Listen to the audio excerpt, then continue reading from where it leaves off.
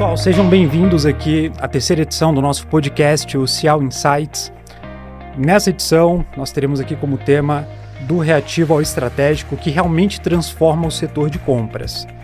Hoje estou aqui com vocês como mediador, eu sou o Davidson Santos, atuo como especialista de produtos aqui na Cial Dun & Bradstreet.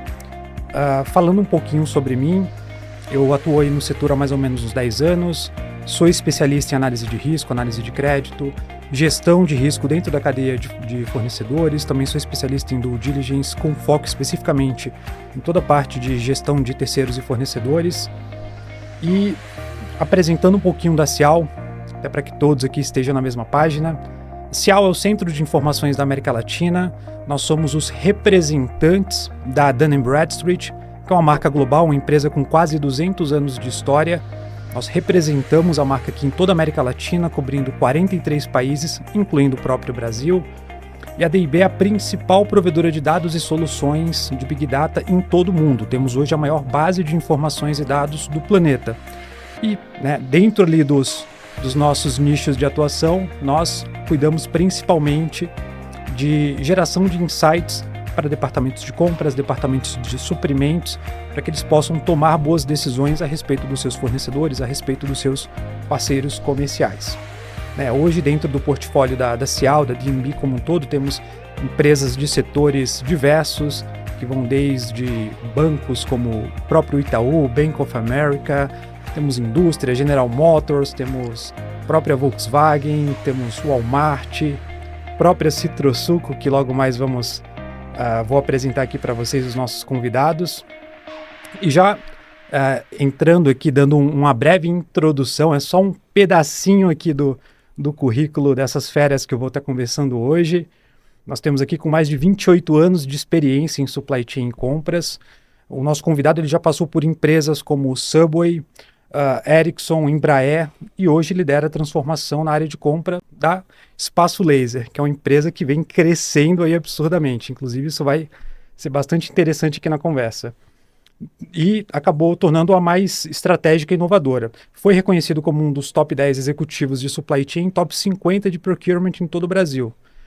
Justamente trabalhando e tratando temas como visão estratégica, pensamento crítico e foco em resultados. Então, seja bem-vindo, Sérgio Quinzan. Se quiser se apresentar, meu amigo. Legal, Davidson. Obrigado aí, a Cial, pelo convite. É um prazer estar aqui com colegas de profissão, trazendo para as pessoas, trazendo para os compradores essa mudança da área de compras, a mudança do perfil do comprador. Eu tenho, ao longo da minha carreira, apesar de novinho, já tenho uma longa experiência na área, e eu posso ver a transformação nos últimos anos, o que esse comprador tem de novos skills, Você falou uma coisa de dados, Eu hoje dados para mim é o novo ouro, Então, empresas que têm gerenciamento de dados, empresas que têm foco em dados, com certeza elas estão na frente de seus concorrentes para poder tomada de decisão, para poder chegar numa equação de relação de custo-benefício ótima. Obrigado novamente pelo convite. Imagina, o prazer é nosso.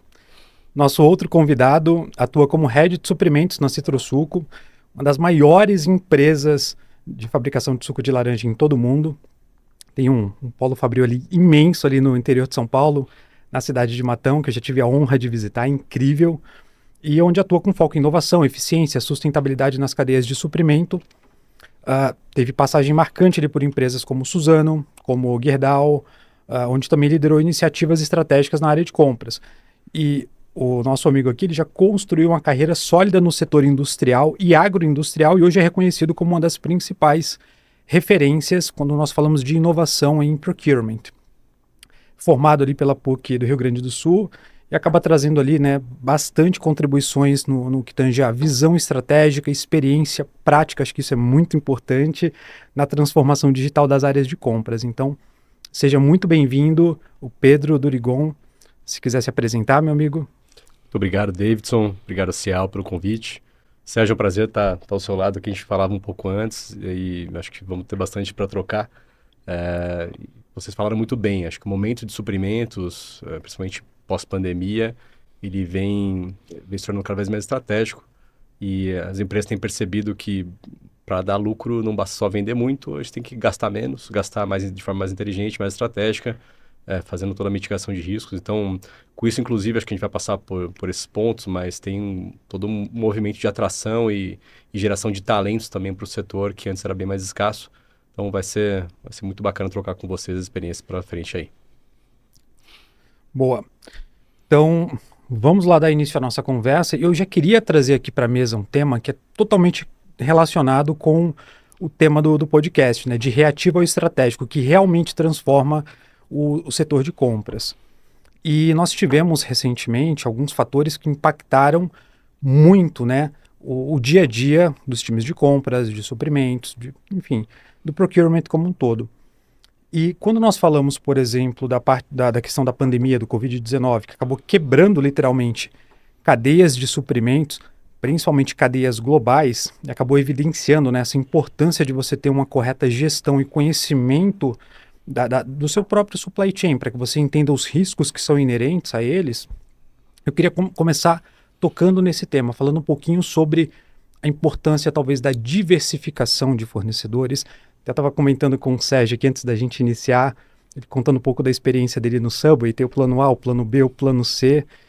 E eu acho que isso é muito interessante, ter um pouquinho ali da visão de vocês e da vivência, principalmente, de como esse tema ele vem sendo tratado hoje e o que mudou depois da pandemia, né? O que os times aprenderam com a pandemia que hoje vem sendo colocado em prática.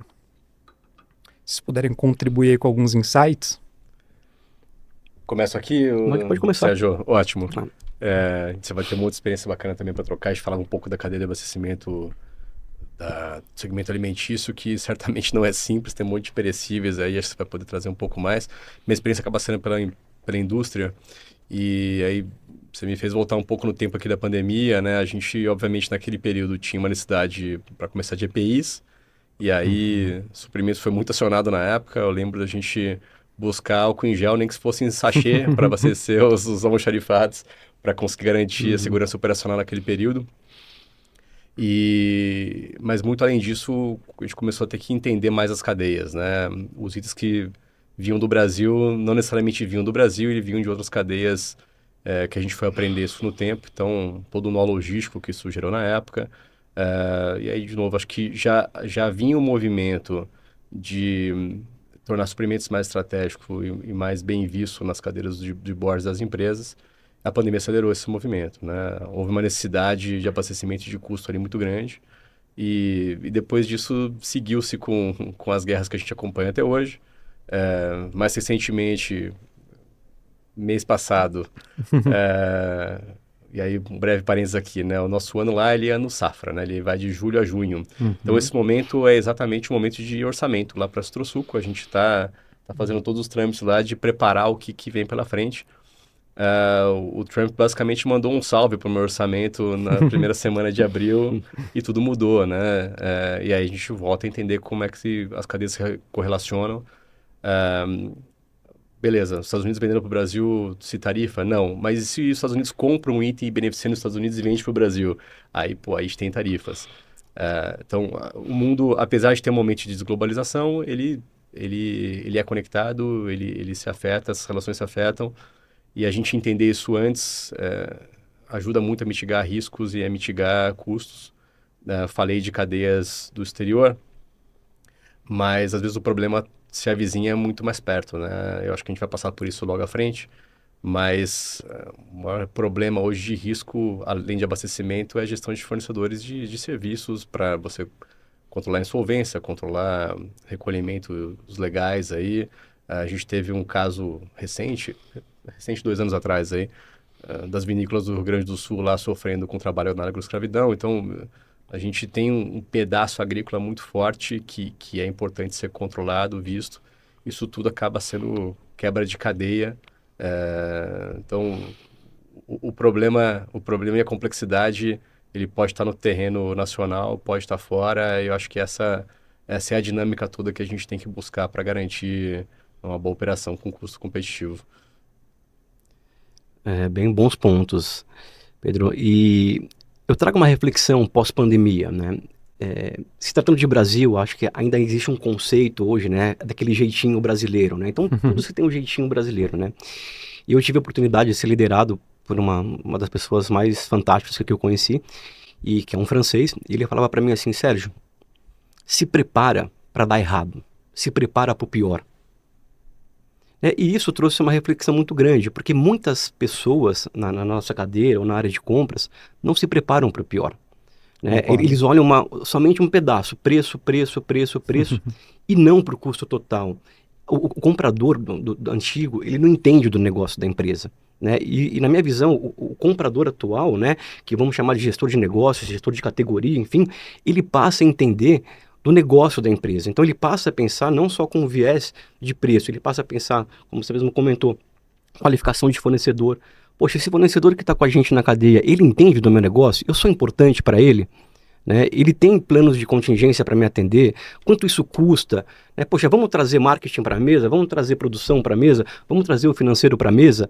Né? Que é o famoso S&OP, e agora na evolução, trazendo o cliente para o centro do negócio. Então você vê, esses conceitos há 10 anos atrás, há 15 anos atrás, né, não eram tão comuns numa área de compras, numa área de supply chain. Então, eu vejo que a área de compras, né, ela passa a ser o protagonista do negócio. Né? Ela deixa de ser aquela área chata, aquela área que só trava o processo, aquela área que faz 3 cotações. Não, o gestor, o comprador, ele passa a ter, né, essa questão de entendimento do negócio.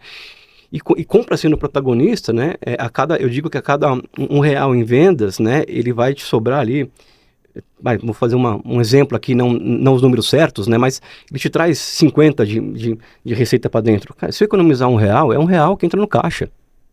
Né? Aí você tira os teus custos ali, enfim, mas é um dinheiro que vem direto para o caixa, né? Então, a pandemia trouxe muito isso para a gente, né?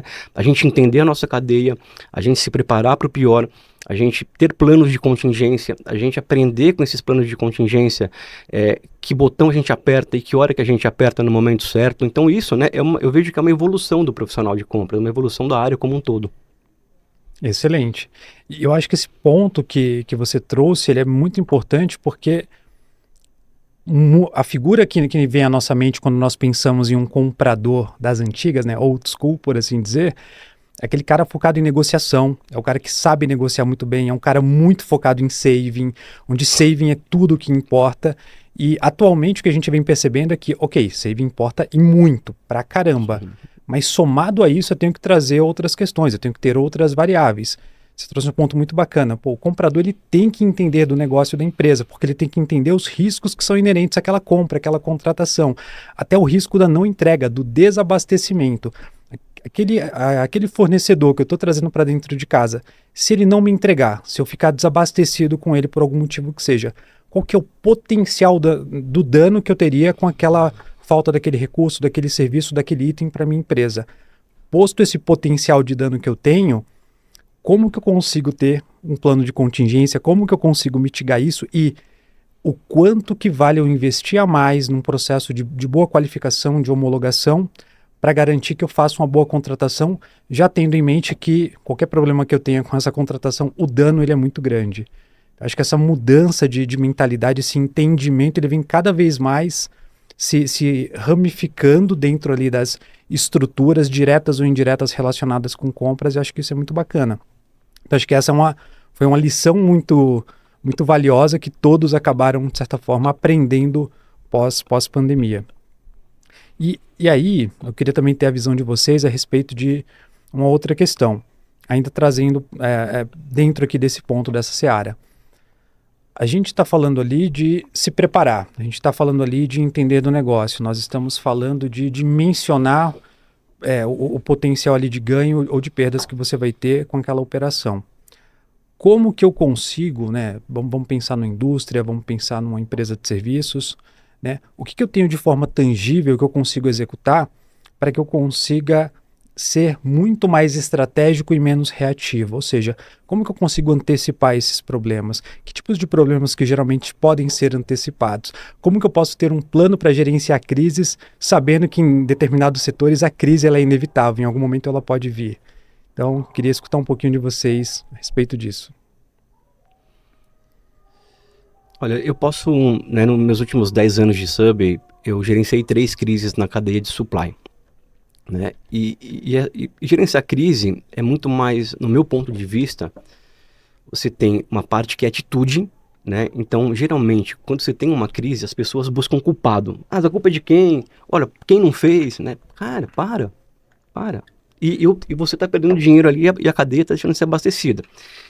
Então, como que eu, né, como profissional, me preparei para essas crises? Sempre com planejamento, né, conhecimento do meu negócio, né? A gente estava falando aqui, poxa, mas como que você conhece o teu negócio, os teus fornecedores? Será que só uma curva ABC é boa para você analisar o teu risco? Então, é um conjunto, né? Você conhecendo o teu negócio, você conhecendo o teu produto e o valor agregado dele, da área de compra dentro da cadeia ou de supply, você começa a fazer esse mapeamento. Então, poxa, se vai faltar água, cara, o que eu faço? Eu contrato um caminhão, esse caminhão já vai estar negociado comigo um preço, o meu fornecedor já vai ter a quantidade que eu preciso. Então, isso começa a ser pensado antes, de fato, da crise acontecer. Então, você tem profissionais hoje que eles são focados em analisar essa matriz de risco. Então, você faz uma matriz de risco. Por exemplo, hoje eu analiso, na própria Subway, cara, o que fecha a minha loja? Então, essa é a pergunta. Poxa, o que fecha a loja? Vai desde uma questão técnica de uma Anvisa, por exemplo, uma funcionária não levar a touquinha lá, isso pode fechar a loja? Ou se faltar o pão, fecha a loja? O que é mais crítico dentro dessa cadeia? Então você começa, obviamente, dentro de uma matriz de risco, analisar isso e entrar um pouco mais no detalhe. E aí você traz o teu fornecedor para dentro dessa discussão, né? Por exemplo, nós tínhamos uma cadeia de um produto nosso, né? Que era um fornecedor único, que era o meu principal item. Então, se esse item deixasse de ser fornecido, eu fechava a loja. Cara, nós construímos um plano de contingência de ter um estoque produzido no chão desse produto. Isso custava dinheiro, né? Como que eu mostro para o board? Cara, você vai gastar ali X milhões por ano num produto produzido que eu não sei se eu vou utilizar. E se a fábrica pegar fogo? O que a gente faz? Senta e chora, fecha a loja ou vamos acionar o estoque? Então, nós vendemos como um seguro, né, para o board. Então, é a maneira como a gente coloca, né? Mas eu acho que, em linhas gerais, você conhecer o teu negócio, você conhecer o teu produto e se fazer a pergunta, o que para a minha produção de suco, né? Você vai ter lá 1000 fatores. Aí você começa, dentro de uma matriz de risco, classificar isso e você começa a ter plano de contingência. Numa das crises, se eu não me engano, na segunda crise que eu tive na Subway, por exemplo, uma peça da nossa fábrica de congelamento parou, quebrou. Essa peça vinha da Itália e a gente estava no meio da pandemia. Caramba. Acionamos o plano de contingência, começou a atrasar esse plano de contingência, nós acionamos o segundo plano de contingência. O nosso fornecedor atual, ele levou a produção dele para o concorrente para fazer o meu produto. Olha que coisa maluca. Sério, que coisa maluca. Como assim o concorrente foi fazer o produto no outro e fazia parte do plano de contingência. E nós sabíamos dentro da cadeia em que momento acionar. Nesse caso, por exemplo, a gente fez toda a preparação nessa fábrica, dentro desse outro fornecedor, só que a peça acabou chegando aos 48 do segundo tempo, não utilizamos a produção aqui, fizemos 2 produção teste, mas acabamos não utilizando porque a peça chegou. Cara, isso tudo foi previsto 3, 4 anos atrás, naquela pergunta, e se der errado, e se a fábrica pegar fogo? Né? Eu lembro que eu olhei para a cara lá do CEO, que é o Felipe, e falei, cara, você tá maluco? Como assim pegar fogo? A fábrica não vai pegar. Ele falou, vai, se prepara para pegar.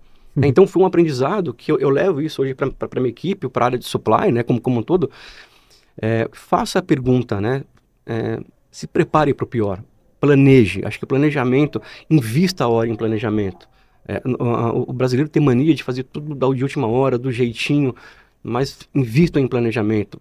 Pense em cenários. Dá trabalho? Dá trabalho. Às vezes você vai ter 50 cenários, 100 cenários? Pode, sim.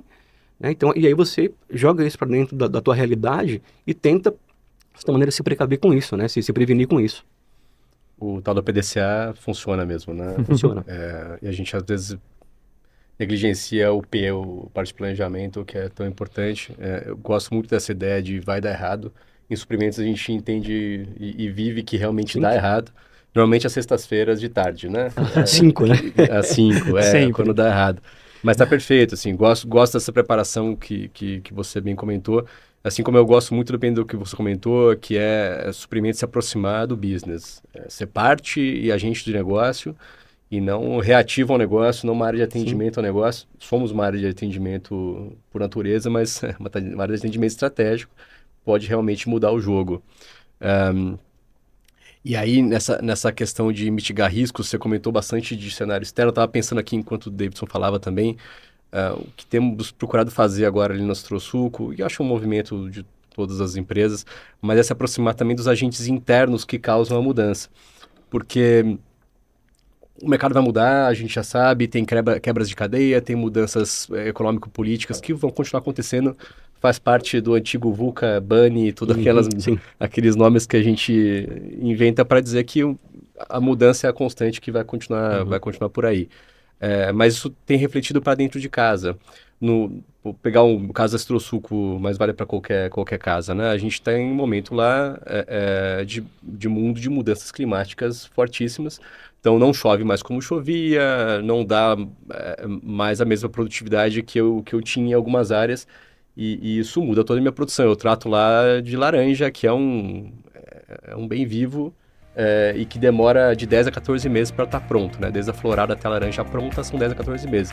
Isso quer dizer que se chover na hora errada, ou der geada na hora errada, ou der a seca na hora errada, como teve no ano passado, você castiga a safra vigente e um pedaço da próxima.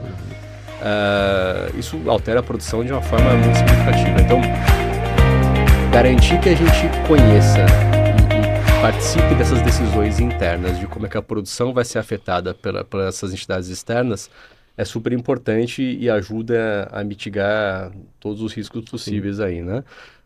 Então, tem sido um trabalho grande. Acho que a pandemia, de novo, ajudou nesse processo. Eu passei por isso na época da Gerdau, passei por isso na época da Suzano, e agora na Astrosuco não está sendo diferente, que é trabalhar o que é chamado de early engagement. Você está próximo da demanda quando ela nasce. Você ser mais um parceiro de negócio do que só um agente burocrata, que é o que você falou antes lá, operador de pedido, né? Talvez as áreas de RH viram isso antes, né? Criaram esses parceiros de business partners, né? de proximidade, de entender do negócio do seu cliente. A gente tem uma amplitude maior em suprimentos para entender do negócio como um todo. Sim. E aí você vê ações... vou dar um exemplo que não tem nada a ver com o nosso negócio, mas o Itaú IGA lá, que os caras estão tentando aproximar um pouco a vivência de suprimentos até para os clientes do banco. E eu acho que é um passo fabuloso, né, de geração de valor, não só de mitigação de custo, que a gente começa a participar mais e mais. Então, beleza, essa vivência interna é super relevante. E aí, por externo, acho que tem ferramentas que ajudam nisso, né? Porque se a gente depender do ser humano ficar lendo notícia e trazendo para a mesa, é super complexo. Eu tentei implementar no passado, não sei se teve essa vivência, Sérgio, de ferramentas de risco de cadeia. Eu peguei a ferramenta lá de uma startup americana chamada Risk Methods. A ideia dos caras era mapear a cadeia de suprimentos e entender quais eram as quebras de fluxo que poderiam impactar seu negócio. Então o cara ficava mapeando notícia mundo afora e falando que, deu um problema lá numa nevasca lá no norte da Rússia e com isso a cadeia de níquel vai ser afetada, você pode ter um problema aqui no Brasil. Acione seu plano de riscos. Na prática, confesso que não funcionou tão bem quanto imaginávamos. Mas acho que a gente está no momento de mundo, e eu acho que essa é a graça de estar nessa área agora, de que a tecnologia está muito mais acessível e essas startups nascem a todo momento. Então, a gente tem possibilidades de enquanto a gente faz essa aproximação, enquanto nos tornamos mais estratégicos, a gente vai fazendo testes do que funciona para as nossas dinâmicas, segmentos e empresas, né? Muito bom. E isso até me lembra uma história bem curiosa. Eu até comentei com o Sérgio, quando a gente estava aqui tomando um cafezinho antes de iniciarmos. Um caso que eu vivenciei com uma grande indústria de bebidas. E essa indústria, nós sentamos ali para conversar, fomos falar a respeito da cadeia de fornecedores, fomos entender métricas, a forma do gerenciamento do risco, e uma coisa que nós percebemos, eles não tinham ali, digamos que uma visão tão crítica, tão próxima para fornecedores que tinham um spend abaixo de R$1 milhão. Isso na época, já tem alguns anos. E a gente falou, mas será que só isso faz sentido? Só ter essa visão e esse tipo de separação vai fazer sentido para que você consiga ter, de fato, um controle de quais fornecedores são mais ou menos importantes? E sentando ali, depois de muitas conversas, a gente percebeu o seguinte, que eles tinham grande parte dos fornecedores de logística, transportadoras rodoviárias especificamente, que levavam da fábrica para distribuidores, para mercados, para centros de logística e até para outras fábricas ou produtos acabados, ou também uma mistura que era um xarope concentrado que depois tinha adição de água gaseificada para a fabricação do produto final. E eram ali muitos fornecedores, ou compras spot, ou até contratos muito pequenos. Então passava muito longe do radar deles. E a gente pontuou, falou, olha, será que não é bacana a gente se aprofundar um pouco? Acho que é muito delicado, que a gente está falando de cadeia logística, da entrega do seu produto. Um problema aqui com esse cara pode representar um risco muito grande. E na época eles falaram, não, David, essa é a diretriz do board, a gente vai seguir dessa forma. Ok, isso foi em junho, mais ou menos, que nós tivemos essa conversa. Passados 6 meses, saiu na mídia, não vou citar aqui o nome da empresa, mas saiu na mídia que eles tiveram um problema de abastecimento com a entrega das bebidas em várias cidades do litoral paulista. E aí a concorrência ganhou prateleira, eles não venderam época de final de ano, ano novo, Natal, tiveram um prejuízo considerável naquele momento, ali meados de janeiro, fevereiro, voltamos a conversar. Mesma equipe de compra sentou com a gente e falou, então, David, sabe aquele problema que você falou que poderia acontecer? Então aconteceu. E aí a gente começou a trabalhar e falou, vamos então entender como que a gente consegue gerenciar isso, como que a gente consegue, obviamente, pensar em planos de contingência e numa melhor forma de controlar e de mitigar esse risco já na entrada. E montamos ali todo um plano de ação, toda uma estrutura, e a gente foi defender isso junto ao board. E tinha uma elevação do custo de investimento. E no primeiro momento houve uma resistência. É muito próximo do que o Sérgio citou aí da experiência dele. Mas quando a gente começou a evidenciar com números e tínhamos esse evento recente que tinha acabado de acontecer, e a gente começou a dimensionar os números, olha, esse é o quanto vai custar por ano para que a gente consiga fazer uma estruturação adequada desse processo. Isso é quanto custou em 2 meses que vocês tiveram um problema de desabastecimento em, não vou lembrar agora, 6, 7 municípios. E era uma distância assim absurda de números. Posto isso ali na mesa, com fatos e dados concretos, a gente conseguiu avançar e foi feito ali a implementação e a mudança dentro desse processo. Mas isso eu achei muito interessante porque a gente gente trouxe ali a visão para aquela equipe que, olha, não é só porque aquele fornecedor tem um contrato que não bate R$1 milhão, que o potencial que ele tem ali, né, dentro ali da sua entrega final não pode ser um potencial de risco acima de 1 milhão, de 10, de 20, de 100 milhões e assim por diante. Então, muito do que vocês trouxeram aqui, acho que conecta muito com isso. Conhecer o negócio, saber do negócio, teria antecipado esse tipo de risco. Um planejamento, pensando no pior cenário, teria antecipado esse tipo de risco. E eu vou pegar algo que o Pedro comentou, que eu acho que é muito interessante. Você falou, não tem como a gente colocar pessoas para ficar lendo ali 1 milhão de notícias todos os dias. A gente está em um momento onde várias ferramentas, startups, vem surgindo, a gente consegue trazer muita automação para processos que em um outro momento eram manuais. Então, hoje eu tenho muita automação que eu consigo incorporar dentro das áreas, dentro dos departamentos de compras, de suprimentos. Só que aí fica uma questão. A automação por si só ela é boa, ela contribui, mas talvez ela não seja o suficiente para que a gente atinja ali um nível estratégico adequado dentro do gerenciamento da cadeia de fornecedores. Então, é um outro tema que eu queria explorar com vocês, né?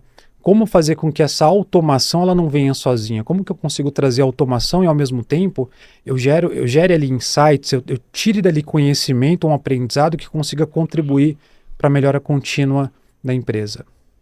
Eu adoro o tema, de verdade, porque a gente está no momento de se fala muito sobre tecnologia, sobre IA especificamente, né? Acho que há uma cobrança, inclusive, dos líderes das empresas, o que você vai fazer diferente, o que você vai trazer de inovação para dentro da casa, e isso é super relevante, né? Mas tão relevante quanto isso é o que vem de resultado com esse ponto. E eu acho que assim como para a gestão de riscos, há uma preparação para isso. Você não tem que abandonar tudo e deixar para inovar só daqui a um tempo, mas trazer inovação a qualquer custo, dependendo do estágio de maturidade que cada um está, pode não surtir resultado algum. Então, a minha experiência nisso e o que eu tenho visto por aí entenda onde você está, que lugar que você está na evolução de um suprimentos menos reativo e mais estratégico, né? Uhum. E aí, identificando quais são os pontos e os gaps, acho que aí sim, planejamento estratégico, o que você espera fazer no curto, médio e longo prazo, e aí se implementa as tecnologias que cabem para você naquele momento. É claro que até chegar lá no último estágio, uma automação no meio do caminho aqui que torne os processos manuais mais automáticos mais fluidos, para que você consiga ser mais estratégico, ajuda pra caramba. Tem que ter gente atuando em melhoria enquanto a vida segue na rotina. Mas não dá para mirar no final com IA generativa no momento que você está com os dados todos bagunçados. Então, se não é a porcaria que você tem ali nos seus dados, vai ser a porcaria que sai na automação, né? Então, arrume sua casa primeiro, é isso que eu tenho buscado fazer, inclusive. Entenda quais são os KPIs que são necessários acompanhar, se as métricas estão corretas, se elas conversam com a necessidade de negócio. A gente tem um problema, às vezes, de suprimentos que os indicadores falam só conosco. Então, quando eu anuncio lá um saving que eu consegui ou uma melhoria em processo X, a área cliente ou às vezes até FP&A não enxergam esse resultado aparecendo na companhia.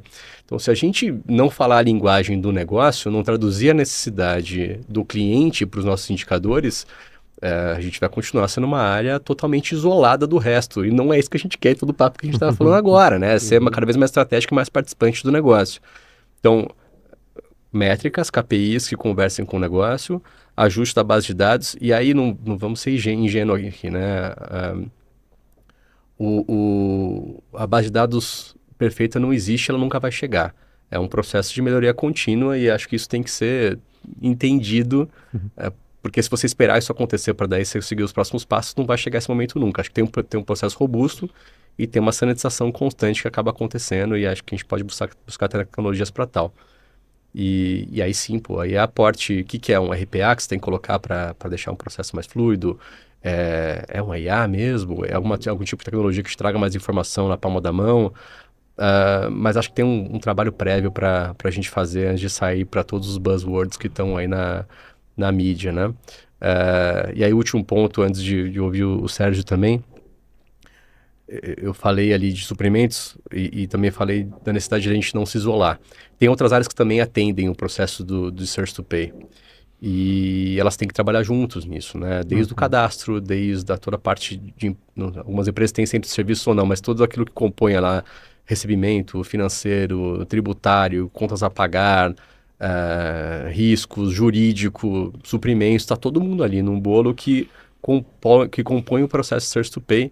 E esse processo estando mais fluido, a experiência do cliente interno é melhor, nossa gestão de riscos é melhor, nossa simplificação de processos e tirar esse label de burocrata também ajuda pra caramba. Aí você consegue trabalhar mais com todas essas partes de tecnologia que estão chegando mais e mais a custos mais interessantes. Momento de mundo ótimo para explorar isso.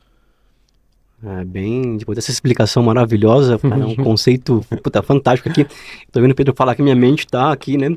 E ele falando, né? Eu me vi aqui ao longo desses 28 anos passando por muitas dessas etapas, né? Essa questão, você falou uma coisa importantíssima, a base de dados, né, gente? Se a tua base de dados ela não tá saneada, ela não tá saudável, com certeza o output dela não vai ser legal. Você vai tomar a decisão errada em cima dessa base de dados errada. Então, hoje, por exemplo, né, eu venho num processo lá na Espaço Laser de transformação digital. E a transformação digital, muitas vezes as pessoas olham e falam assim, pô, cara, então o que é transformação digital? É você colocar IA, é robotizar? Não, gente, calma. A transformação digital, ela começa no processo. Ela começa na mudança de cultura. Né? Ela começa de eu olhar para dentro de casa, o que eu posso fazer melhor? Né? E nisso são várias tentativas de erro e acerto, né? Eu sempre falei ao longo da minha vida profissional, a única certeza que eu tenho é que eu vou errar, porque eu vou tentar. Então, se eu não tento, eu não erro, né? E eu errando, eu aprendo nisso, né? Não vou dizendo o erro como uma coisa ruim, eu estou colocando o erro como um aprendizado, porque eu vi muitos profissionais bons, né, que deixaram de tentar, que deixaram de fazer porque iam ser julgados pelo erro e não pela tentativa. Né? Então, eu falo sempre para minha equipe, escutei muito isso, né, nos últimos 10 anos de Subway, a única certeza que eu tenho é que você vai errar. Então, quando eu olho, né, esse ecossistema que você falou, Pedro, que assim, foi fantástico, né, do Hack to Pay, da hora certa de colocar uma... Por exemplo, hoje eu, Sérgio, eu utilizo IA para me apoiar em algumas coisas, mas ela não está embarcada ainda na minha área. Por quê? Porque não adianta eu colocar IA agora, porque eu não tenho ainda alguns pilares de transformação ainda bem definidos. Estou redesenhando o processo.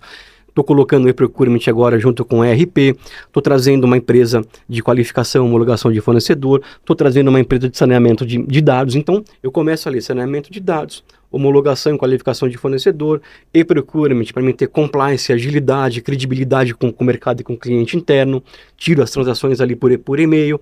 Então isso é numa linha de tempo, é um step by step. Não adianta eu colocar e robotizar aqui se esse pilar não está bom. Né? Então, eu perco um pouco mais de tempo, ou despendo um pouco mais de tempo para fazer essa organização, né? E aí que eu chamo a gestão de controle de dedo no pulso. Né? Então, eu estou ali com o dedo no pulso, eu tenho o batimento cardíaco da área, né? da operação, quando a gente olha para supply, quando a gente olha para compras. Então, é essa evolução que a gente tem. E, de novo, né? Eu insisto muito em dados, porque hoje a gente recebe muita informação, como você mesmo mencionou. Nós como executivos, né, como pessoas de liderança, de tomada de decisão, a gente recebe dados, né, e aí eu olho assim, peraí, o que está sob o meu controle? Cara, isso sob o meu controle eu tenho que despender uma força maior. Isso não está sob o meu controle, não adianta eu sofrer por isso. Claro, eu tenho que ter mapeado, eu tenho que entender, mas eu vou atuar aqui para minimizar isso daqui que não está no meu controle. Né, como você mesmo comentou, e se chove, se tem uma geada, a tua produção se perde. E aí, né? Como que, né, tratar isso dentro de uma indústria, mega indústria que você está, né, que o teu consumidor não quer saber, ele quer o suco lá, quer tomar e você fazer a venda, né? Então, esse ecossistema, né, ele é um ecossistema bem nervoso. Por isso, essa questão dos dados, do controle, da evolução da área, tem sido, acho que, fatores bem importantes aí para muitas empresas. Sim. E até falando um pouco sobre isso, quando a gente fala, por exemplo, sobre essa questão de uso de dados, né? Aqui a gente pode estar falando basicamente de dados ali de comportamento do seu portfólio, a gente pode estar falando dados, pode ser muito amplo quando a gente fala especificamente essa palavra. Eu queria trazer agora a conversa, a pauta, muito mais próxima para dados, só que falando especificamente de dados e informações que a gente pode estar trazendo para incorporar uma melhoria no conhecimento do seu portfólio, do seu fornecedor, dos riscos que são ali inerentes. Então, o Pedro muito bem colocou. Você pode ter uma base de dados ali que tá podre, ela tá ruim, ela tá bagunçada. Você pode trazer o maior especialista, o maior analista de dados do planeta. Esse cara pode ter o melhor software, a melhor inteligência artificial para tratar, para tentar analisar aqueles dados.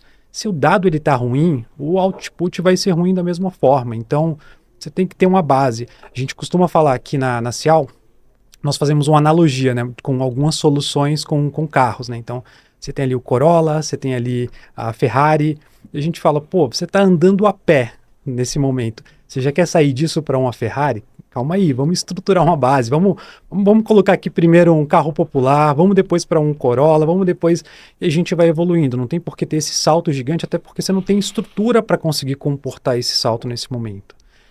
E quando nós falamos de dados dentro da análise de risco da cadeia de fornecedores, uma coisa que até me chama a atenção, eu acho um pouco curiosa, é que eu vejo com a menor frequência do que eu esperaria encontrar dentro das empresas, dentro do mercado, setores de compras que se utilizam de dados para fazer uma análise profunda, principalmente no que tange a questões de saúde financeira dos seus principais parceiros comerciais, parceiros de negócios, ou até mesmo uma análise também reputacional mais profunda, mas acho que o financeiro é ainda mais agudo essa questão. E eu fico numa dúvida, né? O que será que está por detrás disso? Por que eu não tenho ali até empresas que já têm um certo grau de maturidade, empresas de um porte considerável, que ainda não estruturaram uma forma mais robusta de fazer uma análise da saúde e capacidade financeira desses principais parceiros, sabendo que a ruptura daquele negócio pode causar um desabastecimento e até a própria quebra da sua própria empresa. Então eu queria também escutar um pouquinho de você, já mudando um pouco o foco mais para essa questão de dados e análise financeira. Legal. Me lembrou de um ponto que eu acabei não comentando, mas você comentou antes ali de fazer análise por spend, de risco, ou pelo que, e pensando no pelo que, a gente começou a entender que, legal, spend é importante. O quanto que o fornecedor se relaciona comigo, ou quanto eu tenho independência dele, ou ele tem independência de mim, é super importante. Mas a gente tem que olhar principalmente quando a gente tem ação humana, quando tem mão de obra trabalhando nas minhas dependências. Então, a gente partiu para olhar todos os serviços internos e também a parte logística em segundo, porque esses caras sim podem ter problema. E às vezes a relevância financeira nem é tão grande, até porque são muitos casos de insolvência desses fornecedores, os caras quebram, criam um CNPJ novo, e a empresa está limpa, tem spend baixo, e ela quebra de novo logo na sequência e vai te dar um passivo trabalhista gigante na sequência. Então, acho que o spend não é um bom corte na minha visão, na experiência que a gente tem ali também. A gente tem um caso, inclusive, lá, que boa parte das minhas dependências, elas não têm fronteira. Eu estou no meio de pomares de laranja, em áreas grandes. Então, é difícil fazer esse tipo de controle. Então, mais do que nunca, é super importante a gente determinar bem quais são as políticas, o que é aceito, o que não é aceito, e ter esse always on, digamos assim. A gente tem tentado buscar algo que o Sérgio comentou, que é ter ferramentas que nos suportem disso, e que a gente consiga centralizar tudo, seja no RP ou seja numa ferramenta de procurement, para que dê os sinais, para que dê os alertas. Agora, e aí entrando brevemente aqui naquele papo de a IA substituirá o ser humano, como é que isso vai funcionar, os empregos serão perdidos. Eu acho que sempre vai precisar de alguém para fazer essa análise. A informação chega, mas você não pode delegar para um agente não humano uma tomada de decisão num tema tão crítico, que envolve, inclusive, daqui a pouco parado de uma operação. Então, criar pessoas com senso crítico para que tome essa decisão ou para que ajude a construção desse tipo de ferramenta é super importante. E a gente está num momento difícil, né? Tem toda uma diferença de gerações na forma que se comportam, na forma que interagem com o mercado de trabalho. E ao mesmo tempo a gente está num levante da área de compras, né? Tentando trazer e formar mais talentos aqui. Então, de novo, momento interessante, momento de virada, bacana estar nesse momento sentado na área que faz parte disso tudo. Ao mesmo tempo, várias preocupações que permeiam isso, né? Você tem uma necessidade de formação e de pipeline que não está pronto ainda, então tem que se acelerar isso e entender como é que toda essa questão de tecnologia pode ajudar na mitigação desses riscos como um todo. Mas aí, fechando e voltando à pergunta original, eu entendo que a gente passa por um momento de gestão de riscos muito amplo, em que o problema vai acontecer e você não sabe bem por onde, né? Ele pode ser um fornecedor muito pequeno, pode ser um cara gigantesco, né? A gente tem visto, inclusive, nessa questão toda tarifária, o mercado se inviabilizando, né? Eu estava fazendo, como você também deve estar, né, Sérgio, todo um trabalho de entender o que isso tudo podia nos afetar, e eu não consigo parar de pensar que o maior problema disso não é o fornecedor X ou Y, é o nó logístico que pode acontecer mundo afora, né? Você tem, por exemplo, ali, os containers que chegavam no porto A, agora chegando no porto B, ele não tem escoamento para voltar para sua base. Me lembro da pandemia, lá onde você tinha aquela fila de navios e containers lá em Xangai, que não saíam de lá e você teve um preço absurdo subindo lá no valor do frete de container, que depois ele se equalizou, mas isso a qualquer momento acontece de novo se a gente, de uma forma, não se precaver. É bem isso, né? Essa questão dos containers foi um ótimo exemplo, né? Você tem o produto, você tem disponibilidade de produto e você não tem como transportar isso, né? A cadeia dá um nó logístico, né? E aí, como que a gente se prepara para isso, né? Como que a gente, poxa, será que eu tenho que me antecipar com esse fornecedor, fazer um acordo com ele de longo prazo, garantindo disponibilidade e tá pagando um pouco a mais sobre isso? A gente tem aí, o ano que vem, entrando a reforma tributária, né? O que isso impacta para nós dentro da área de suprimentos, de compras, né? Que é um impacto grande. Poxa, comece a entender isso. Mas acho que um ponto importante dos dados, né? Toda essa tecnologia, toda essa questão do saneamento, tudo. Mas eu vejo uma mudança no perfil do profissional. Assim, porque se você recebeu dados e se você não souber decifrá-lo e analisá-lo, é isso aí. Cara, acabou. Você está na mesma estaca que você tem o dado ruim. E quando eu olho para o mercado, né? Eu estou agora trazendo um analista de dados para a minha área. Muitas pessoas falam em cientista de dados, engenheiro de dados. Cara, que a pessoa que ela vai estar ali te provendo informação para você tomar decisão. E o comprador, né, o gestor, ele passa a se preparar para tomar essa decisão, para fazer essa leitura desses números, tudo com essas variáveis do ambiente externo que a gente não controla. Governo, taxa, clima. Né? Eu me lembro que quando a gente fez, eu fui um dos programas de seguros da SAB, a gente tinha um programa para todas as lojas, né? E que negociava éramos nós na IPC. Isso lá em 13, 14, cara, nós reinventamos um programa de seguros dentro da SAB, para loja de shopping, para loja... Por quê? Porque a seguradora nos deu dados que nós não tínhamos. Olha, a tendência disso no futuro, olha, se você abrir uma loja aqui, provavelmente você vai ter problema de alagamento, porque essa região alaga, o teu sinistro vai ser marcado. Cara, eu olhava aquilo e falava, cara, que coisa maluca, como que esses caras podem saber disso, né? E hoje, uma coisa que é uma realidade nossa, eu estou falando de 10, 12 anos atrás, né? Então, é muito dinâmica essa questão de dados, né? Para mim, eu até falei né, no café, cara, hoje o novo ouro, o dados é ouro para as empresas. As empresas que têm dados e saibam decifrar esses dados, ter profissionais competentes para analisar e gerar outputs ou gerar insights para tomada de decisão, cara, com certeza vão sair na frente da sua concorrência.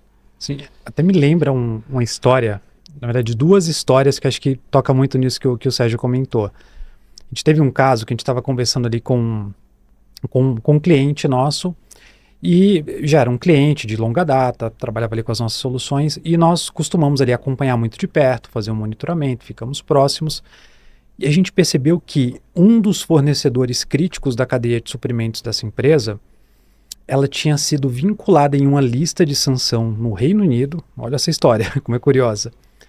E esse fornecedor, ele estava sendo ali taxado, acusado, né, foi sancionado por fornecer peças, equipamentos, tecnologia para fabricação de armas de destruição em massa na guerra do Irã, isso alguns anos atrás.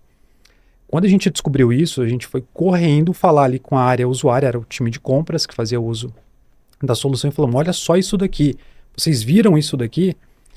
E eles olharam para aquilo e falaram, vimos, tudo bem, mas é lá no Irã, não tem problema, não...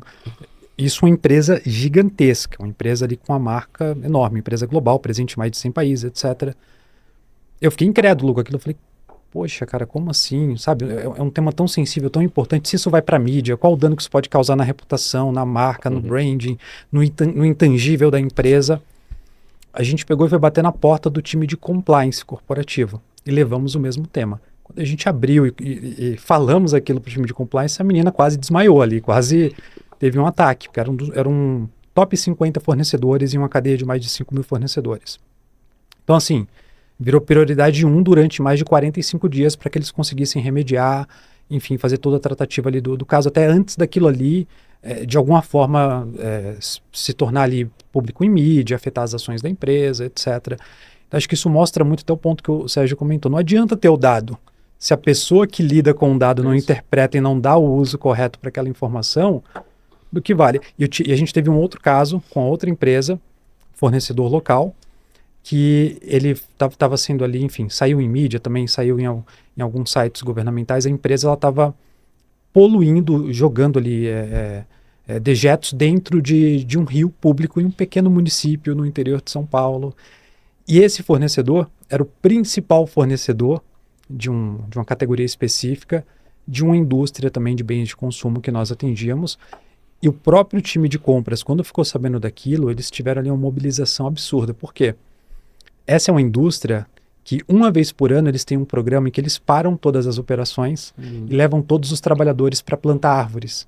Então eles têm ali ligado com o branding, toda uma questão ali de sustentabilidade vinculada à marca, né? Isso é um valor que é gerado e agregado junto a essa marca especificamente. Então, quando eles notaram que um dos principais fornecedores não congregava ali dos mesmos valores, que ia contra aquilo que eles estavam pregando e ditando, aquilo ali se mostrou uma contradição, e poderia ser inclusive uma contradição maior se isso viesse a público e ganhasse força, porque no final do dia não seria o nome daquele fornecedor pequeno que seria vinculado na mídia, mas o nome da grande marca, assim como aconteceu, por exemplo, no caso das vinícolas.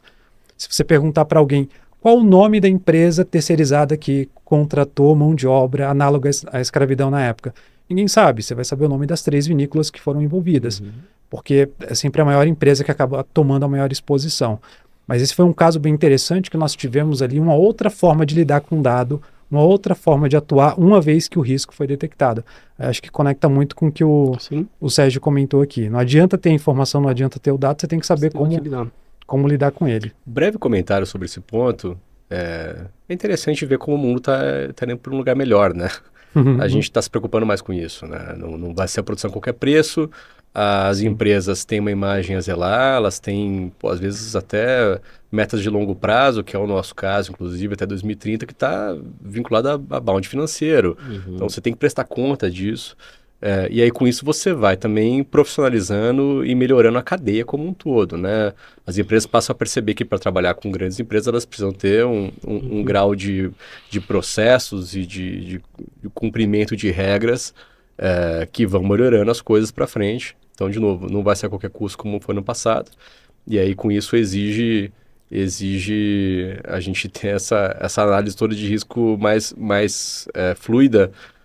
Ao mesmo tempo que, de novo, vejo que a cadeia toda vai melhorando para atender essa demanda.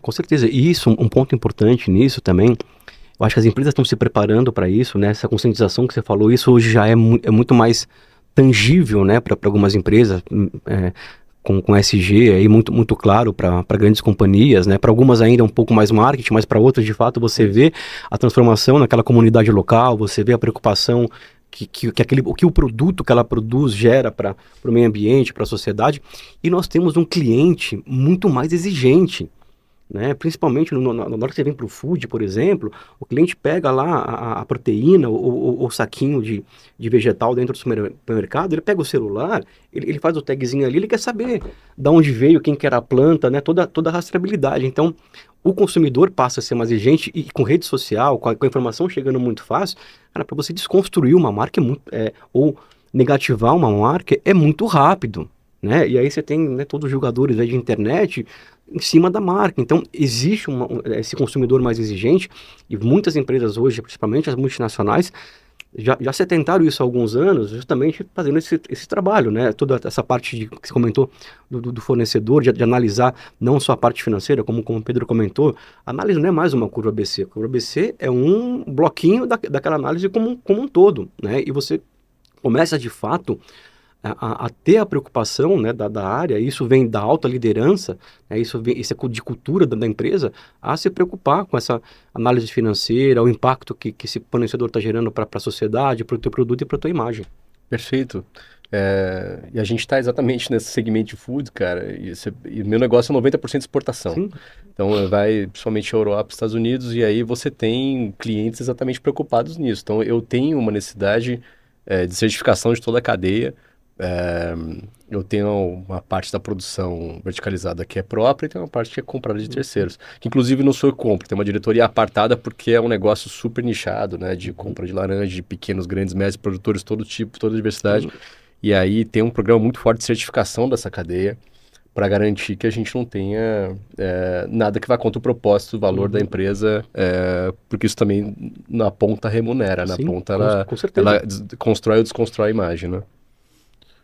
Pô, bem interessante. Até aproveitando esse ponto que você falou aí sobre exportação, acho que esse é um tema bem importante, né? Quando a gente fala da cadeia de suprimentos, hoje cada vez mais nós temos ali cadeias que são globalizadas. Você às vezes até compra de um fornecedor aqui no Brasil, mas é um fornecedor que compra de alguém lá de fora. Então, cada vez mais você interage, você lida com outros países, com empresas estrangeiras, e aí você entra em questões normativas, em leis específicas daquela região, ou até características daquela região que você tem que levar em consideração no momento de fazer o gerenciamento ali de riscos da sua cadeia de suprimentos. E eu queria também entrar nesse tema com vocês e pegar um pouquinho da visão de vocês quanto a isso, né? Como que vocês enxergam essa questão dessa padronização global de uma cadeia de suprimentos, como que os times podem se preparar para conseguir fazer um gerenciamento não só aqui de fornecedores locais, mas também de fornecedores internacionais, o quanto isso impacta no dia a dia no gerenciamento dessas cadeias e talvez quais medidas ou boas práticas a gente consegue encontrar ali no mercado para auxiliar os times nisso. Quer que eu parta aqui? Vamos lá. Comenta aqui, sem problema. Cara, acho que é uma das maiores dificuldades do gestor de categoria, né? Da pessoa que hoje tem essa categoria para gerir. Alguns pontos dentro do que você comentou. Primeiro que a gente passou por um processo muito forte de globalização e tem um movimento de desglobalização acontecendo a larga escala. Então, as cadeias têm mudado constantemente, né? Já tinha acontecido ali pós-pandemia, momentos que os países de alta produção não estavam mais com um custo tão atrativo quanto você reintegrar a produção para países que eram mais caros. Isso hoje tá híbrido, tá mais complexo de ser entendido, né? Não há um lugar só, não há uma centralização tão clara das cadeias como você tinha há pouco tempo atrás. A China não é mais a grande fábrica do mundo, né? Houve uma grande centralização ali da China, Fato. principalmente para parte de manufatura. A gente vê os Estados Unidos no movimento ali de buscar restabelecer a indústria interna. Sim, mas assim, para quem veio da siderurgia, que é o meu caso, vamos pegar isso como a indústria de base que está querendo ser restabelecida nos Estados Unidos. Você tem uma dificuldade tremenda de mão de obra, né? Tá falando do país que mais tem... As Big Techs estão lá, cara. Tem uma geração desse segmento de serviços, de tecnologia muito forte. Quem está entrando no mercado de trabalho agora vai decidir trabalhar num segmento sujo, barulhento, braçal, ou vai entrar num escritório para trabalhar, talvez ganhando a mesma coisa. Então, por mais que você queira fazer esse movimento de reintegração da indústria de base, não é tão simples. Você não tem mão de obra para isso, e isso não acontece também no estalar de dedos. São investimentos de 3, 4 anos para você colocar uma fábrica para gerar. Eu estou falando de cirurgia, mas isso serve para qualquer outra linha, né? O nosso exemplo de laranja, por exemplo, você não tem mais a Flórida como produtor de laranja como teve no passado. Tem todo um problema de greening lá, mas o fato é, por mais que você queira, não vai ter laranja para produzir suco lá dentro, é uma questão regional. Por mais que você queira, você não vai deixar de comprar baunilha de Madagascar, entende? A produção global é lá. Então tem coisas que não são passíveis de centralização ou de reintegração, e isso tem que ser compreendido nos segmentos. E eu acho que esse é um ponto importante. Outro ponto é quem concorre com o que você está comprando e que pode realmente mudar o jogo. Por exemplo, toda a parte de eletrificação de matriz energética. Isso muda todo um consumo de minerais, um consumo que antes você usava para outros segmentos. Isso vai gerar um shortage de um lado, ou vai surgir necessidade de você abrir novas minerações do outro.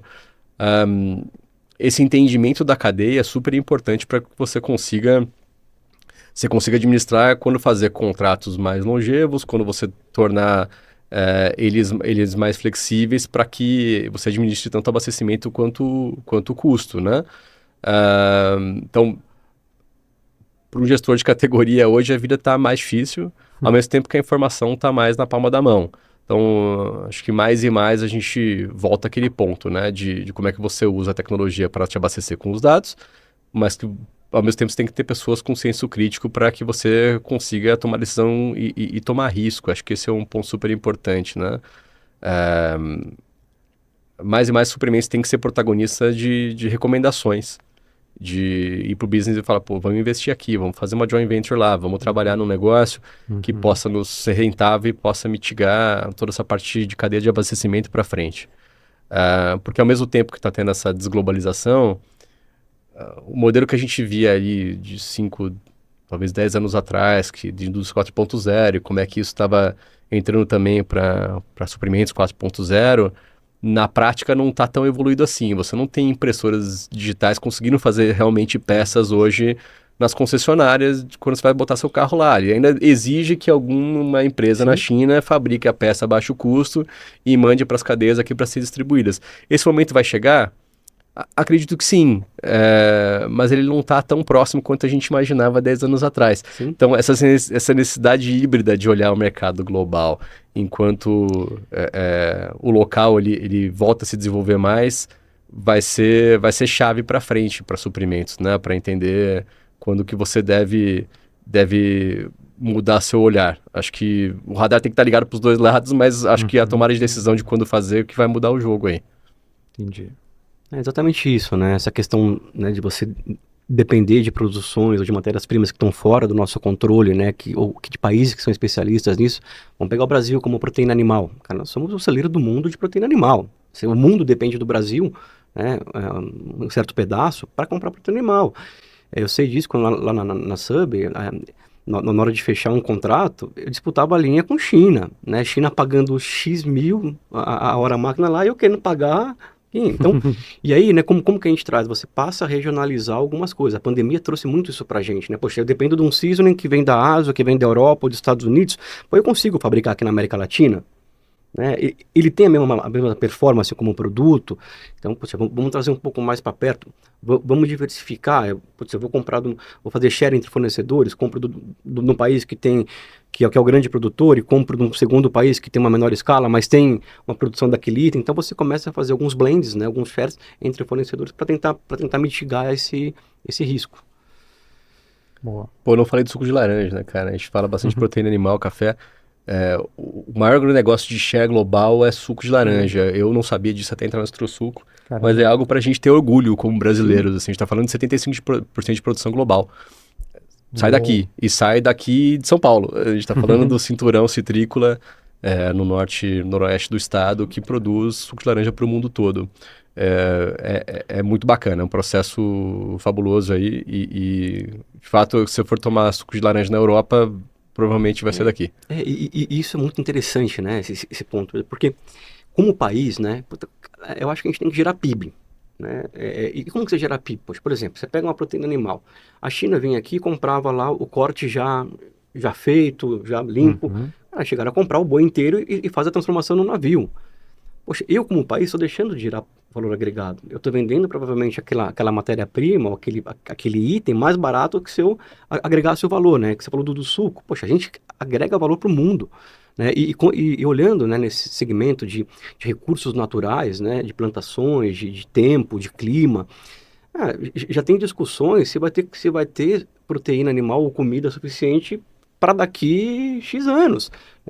Você vê produtos aí artificiais, a base de soja, etc., substituindo alguns produtos de proteína, por exemplo, justamente com empresas com esse olhar, que já estão olhando daqui talvez 100 anos, 80, 150 anos, não sei exatamente, né, um número exato, mas que já estão olhando o seguinte, pô, será que vai ter recurso lá para plantar a laranja? Será que vai ter recurso para alimentar o gado aqui? Então, são temas, né, que se a gente lembra, fatores que a gente não controla, mas que você como empresa, como profissional, você tem que começar a preparar isso dentro das organizações, porque isso é um movimento que não acontece de um ano, não, são um movimento de anos de mudança de cultura, de preparação, de investimento, então é bem dinâmico isso. Existem problemas hoje que há 30 anos atrás, se você falasse de alguns problemas e temas que acontecem hoje, o pessoal ia rir, ia falar, não, jamais isso vai acontecer, nunca eu vou chegar dentro desse cenário. E é o que você falou, né? Nós temos hoje uma maior capacidade de prever, né? Uma maior capacidade de análise preditiva para conseguir gerar esses cenários, e nós temos que nos preparar para os piores cenários. Sim, fazendo uma comparação, um caso pessoal, né? Há uns anos atrás, meu pai mora em Balneário Camboriú, estava eu, meu pai, meu filho Enzo, hoje que está com 18 anos, tinha 14, alguma coisa assim, ou 15, né? E eu brinquei, eu falei, olha, vai ter profissão que vai acabar. E se teve a profissão, né? Não vou falar aqui para não causar polêmica. Eu falei, olha, a profissão vai acabar, porque a inteligência está vindo aí, deram risada na minha cara, né? Riram. Né? Aí hoje meu filho de 18 anos fala, pai, lembra aquela conversa que a gente teve lá em Camboriú com o vô? Tá aí, cara, já chegou. Né? E aí foi o que o Pedro comentou. A IA vai acabar com as profissões? Ela pode acabar com algumas partes, mas essa parte ela vai depender de alguém, como você falou. E esse alguém vai ter um outro skill que talvez seja diferente do teu, para analisar e tratar com aquilo ali. Né, que vem com, né, você falou de geração, as gerações hoje vêm com outro chip, né? Hoje as crianças nascem com tablet na maternidade. Cara, você me fez lembrar meu pai aqui, meu falecido pai, uns 25 anos atrás, falou e a gente riu. Pô, esse negócio de computador vai acabar, vai ser tudo no celular. Pô, o celular naquela época tava começando, sei lá. E tá aí. De fato, a gente vai continuar passando por essas mudanças e o que vai acontecer é que os empregos vão se moldar, cara. Todas as revoluções aconteceram nesse modelo. Acho que a gente não tem que ficar pensando no que vai acabar, mas sim no que vai surgir e como é que a gente usa isso em prol do trabalho que vai continuar tendo. Como que a gente se prepara para isso, né? E aí vai muito você criar paradigma, né? Você testar, você sair um pouco dessa zona de conforto. Eu falo, né, em termos pessoais, né, e é uma evolução dia a dia. Essa evolução pessoal, obviamente, ela está no profissional, porque eu brinco, né, não tem uma chavinha, cara, você não é, eu não sou o Sérgio de manhã no Espaço Laser e à noite em casa, não, a essência, o caráter, né, os valores, eles são os mesmos, né, o que pode mudar é a postura, né, então Então, você, todo nesse mix, né, botando para nossa área, que é uma área super dinâmica, né, que a gente está em constante evolução, são temas para a gente refletir, né, como profissionais, né.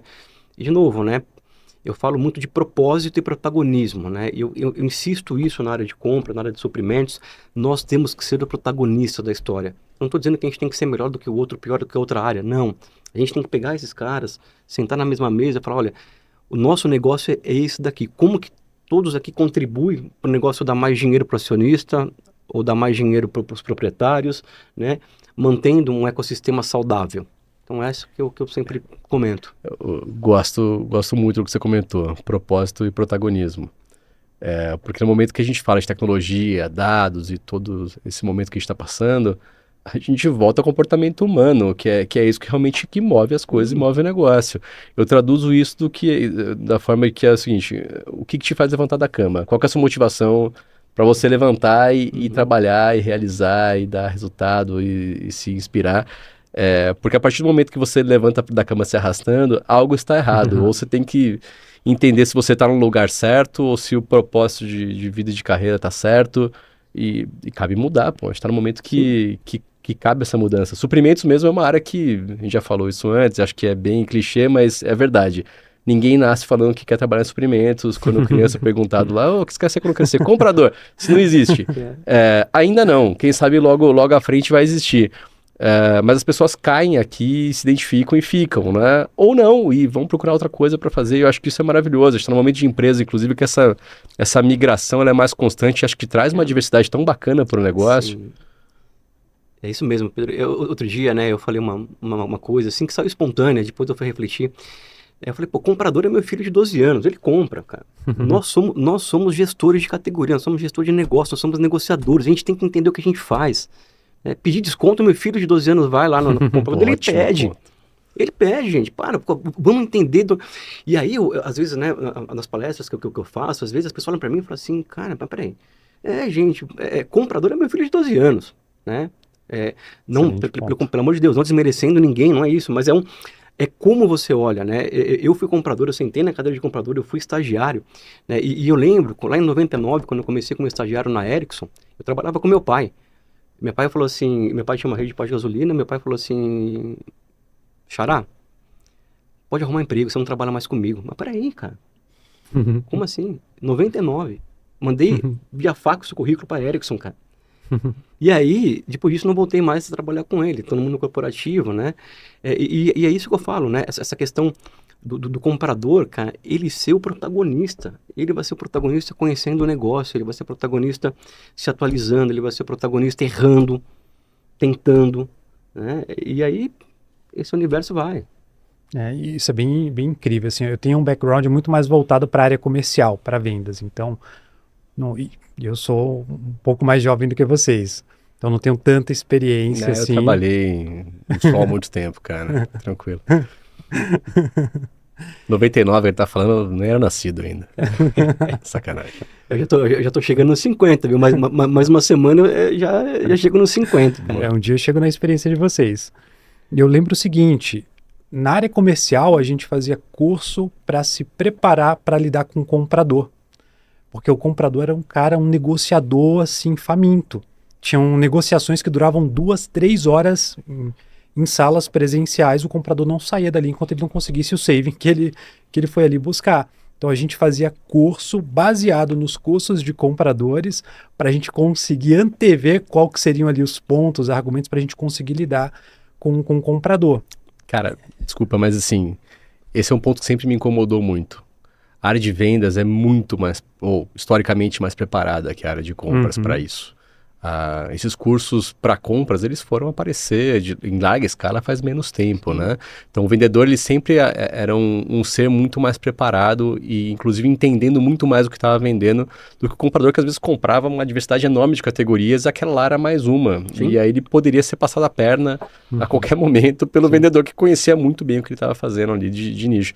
Então, acho que essa virada, e aí a gente volta de novo ao protagonismo humano, a esse preparo, ao planejamento, a gente chegar e ter os pipelines, inclusive, de desenvolvimento dentro de suprimentos para que a gente possa estar tão preparado quanto esse lado da bancada. Agora a gente está fisicamente, inclusive, dividido aqui, mas não precisa ser assim.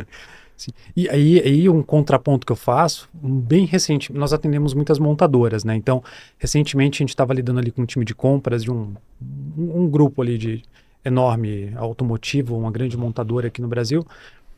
E aí, falando com o comprador veio pedir nossa ajuda, que ele falou, pô, David, eu estava aqui negociando com esses fornecedores, eu sei que eu conseguiria um maior saving nesses fornecedores, eu poderia apertar um pouquinho mais esse cara, mas eu não quero. Porque analisando os dados, eu tô vendo que esse cara tá indo por um caminho que não é bacana financeiramente. Fantástico. E eu acho que se eu apertar esse cara vai quebrar. Me ajuda para ver se a minha visão tá correta. Eu fiz análise com ele de balanço, a gente fez toda uma estrutura. Eu falei, realmente, ó, do jeito que tá, esse cara já precisa de ajuda. Se você apertar ele mais, é capaz desse cara não ter mais como se recuperar.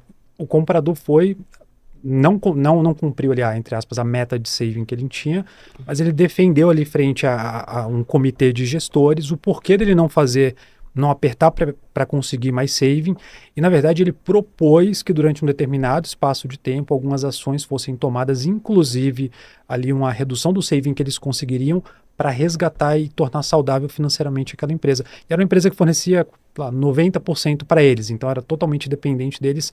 O comprador sabia que se ele pedisse o desconto ele ia conseguir porque o cara, ele sabia que não podia dizer não, porque toda a operação dele era direcionada. Quando esmola demais, desconfie. Mas mais importante que isso, acho que a gente fala muito de strategic sourcing, os 7 ou 8 passos, né? Tem várias formas de olhar isso.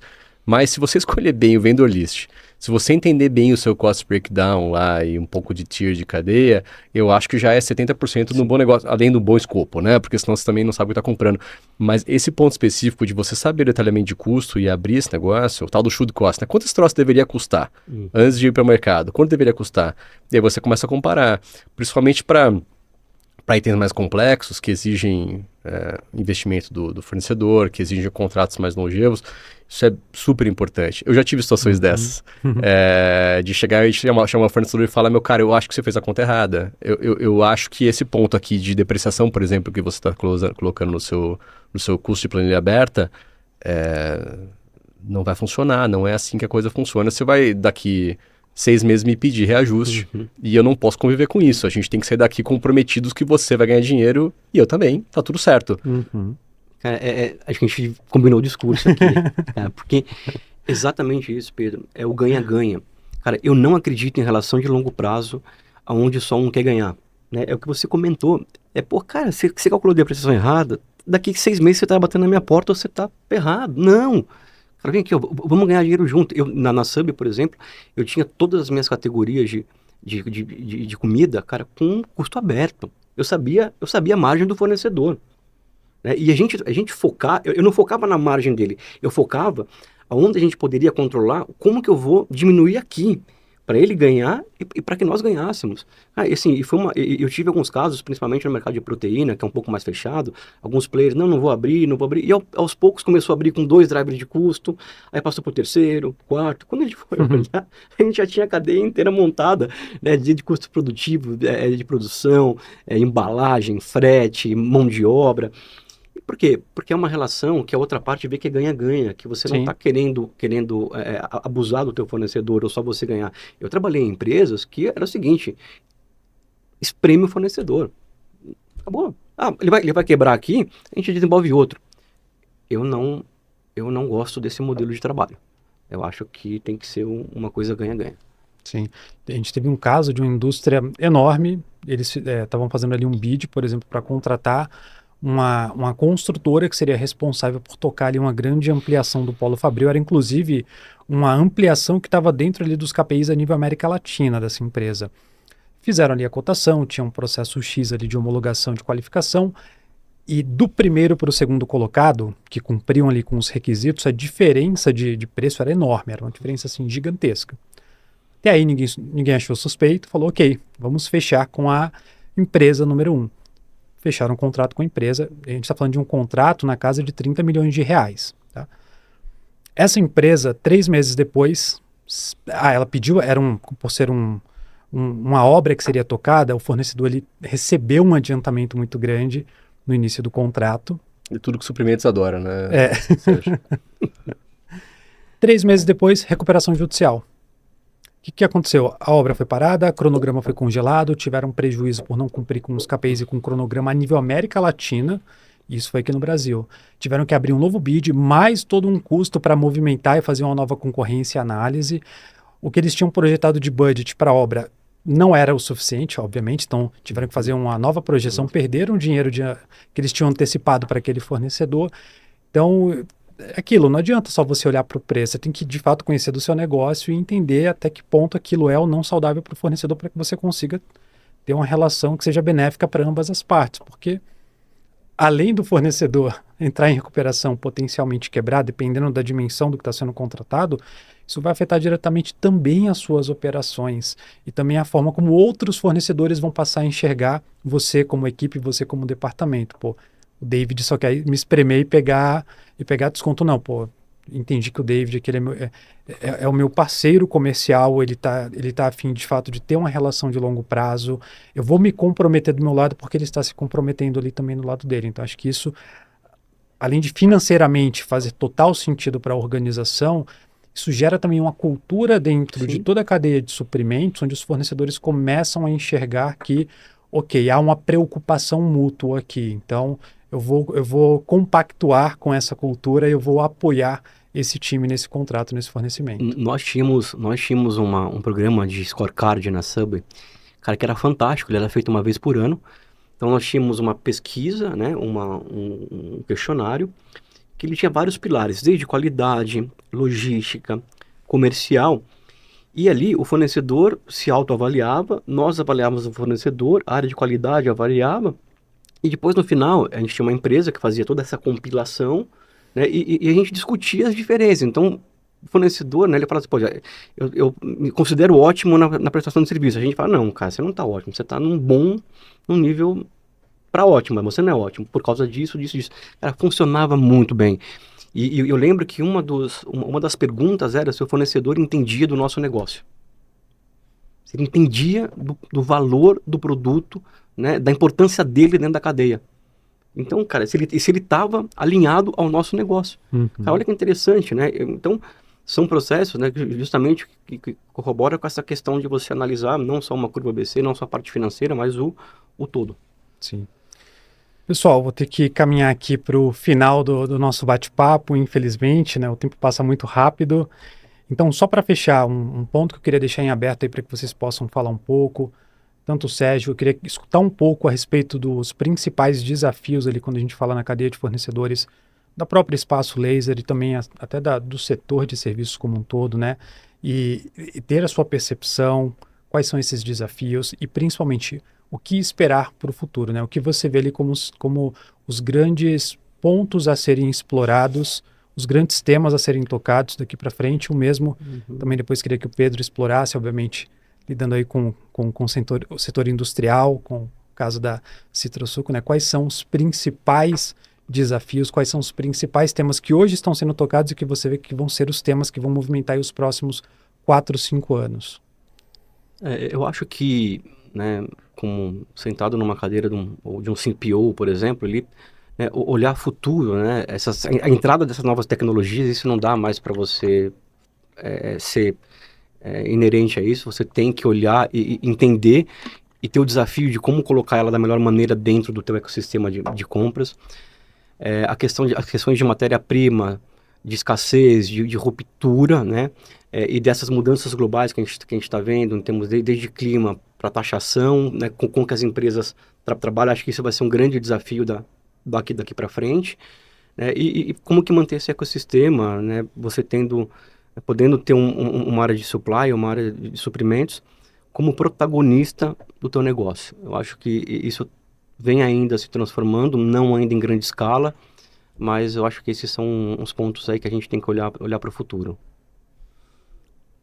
Boa. Eu concordo com todos eles, Sérgio, e foi um prazer o papo aqui.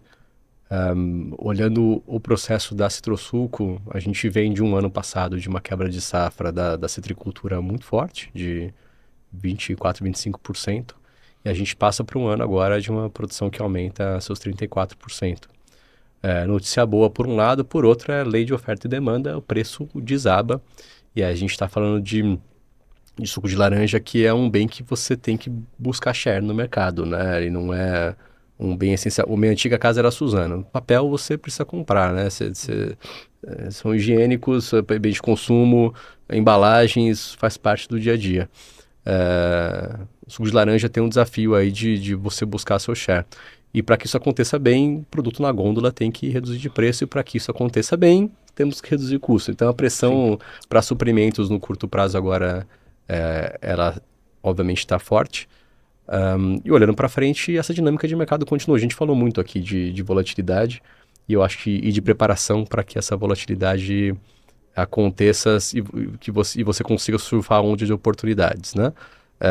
Porque ao mesmo tempo que você vê diversos preços subindo, tem, por exemplo, lá o Brent que está despencando. Como é que eu aproveito esse momento dessa commodity específica? Então,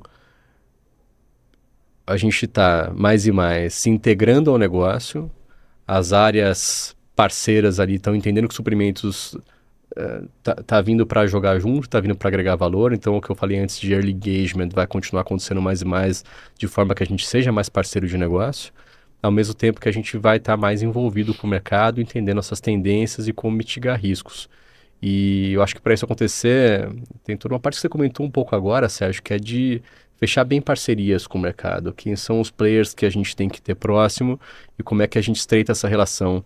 Acho que mais e mais vai acabar aquele modelo de você pegar um escopo definido e falar, me cota aí. E a gente vai passar para um momento de chamar o fornecedor para, olha, meu problema é esse, me apresenta quais são as soluções possíveis. A equalização disso é um inferno, exatamente, Sérgio. Mas assim, a solução ali para frente, eu acho que olhando o TCO, é de um resultado muito maior de geração de valor e de custo. Cara, essa construção conjunta, ela é fundamental, que você acabou de comentar. Eu acho que o fornecedor, ele vem para agregar, ele vem para trazer transformação para o teu negócio. Bem, assim, bom, excelente ponto. Aquele ponto, né? Se você quer ajuda, peça ajuda, né? Não espere que o fornecedor vai fazer sozinho. Eu acho que abrir a porta para esse pensamento é super relevante. Porque muda a forma de construção até de como é que o fornecedor precifica, ele corta do lado comercial. Então, mais e mais a gente vai ter que buscar a solução conjunta. Isso passa por ter gente capacitada para fazer esse tipo de análise, senso crítico, as perguntas certas, as proposições certas, tomar o risco que a gente já comentou e usar a tecnologia para acelerar esse movimento, que é o mote da nossa conversa desde o início. Mas volta, né? A tecnologia não é objetivo, ela é alavanca. De novo, isso é clichê dizer, mas é verdade. Às vezes a gente fica muito fixado em só colocar tecnologia na mesa, mas tem que ver qual o resultado que isso vai gerar. Isso aí, de novo, é alavanca para que todo esse objetivo que eu comentei aconteça de forma mais célere e melhor. Vamos fazer uma vez só. Apesar de eu gostar muito do que você comentou aqui do pensamento ágil, né? Fazer pequenas entregas, errar pequeno, errar rápido para que o norte seja corrigido. Acho que essa é a melhor forma de fazer a coisa e a gente talvez seja um ótimo legado que a gente pegou das Big Techs para todos os segmentos. Aí. A gestão de crise me ensinou muito isso, né? A você ter ações rápidas, né? E na gestão de crise você erra. Porque um cenário que você tem de manhã, ele é diferente do de tarde. A ação que você tomou de manhã, ela não funciona para tarde. Então, né, eu aprendi muito, assim, a constância, autonomia e time. Assim, as 3 crises que eu passei, as 3 crises tinham um time multifuncional, de profissionais que souberam lidar com pressão, né? E quando um profissional dava um sinal de esgotamento, o outro já entrava, então, e se mantinha, né? Então, eu acho que isso é muito importante dentro desse nosso ecossistema. E um ponto, talvez, que a gente falou fora dos microfones no começo, que para mim é super relevante, e que eu comentei que suprimentos historicamente faz mal, é se comunicar. E isso ajuda a que a companhia, os outros stakeholders entendam como é que funciona a dinâmica e também nos ajudem e a gente possa fazer isso de uma forma mútua, aberta, colaborativa. A construção é mais importante que a linha de chegada. Sim. Eu acredito muito nesse modelo. E para isso, mais e mais, você vai vendo cadeiras de suprimentos de maior destaque, participando do ecossistema da companhia. Mas isso, um bom trabalho não fala por si só. A gente tem que comunicar melhor e tem que trazer os stakeholders para essa comunicação em conjunto. Temos que saber se vender melhor, né? Acho que a gente precisa fazer um curso de marketing ou de vendas. Depois a gente fala com o Davidson para nos ensinar melhor. Começar a fazer isso melhor. Bem, pessoal, assim, só tenho a agradecer aqui ao bate-papo, acho que foi sensacional, aprendi muito com vocês aqui, acho que conseguimos trazer bons pontos para a mesa, geramos insights bacanas, então, muito obrigado, foi um prazer tê-los aqui e nos vemos em breve. Perfeito, obrigado Até pelo breve, convite. obrigado, pessoal.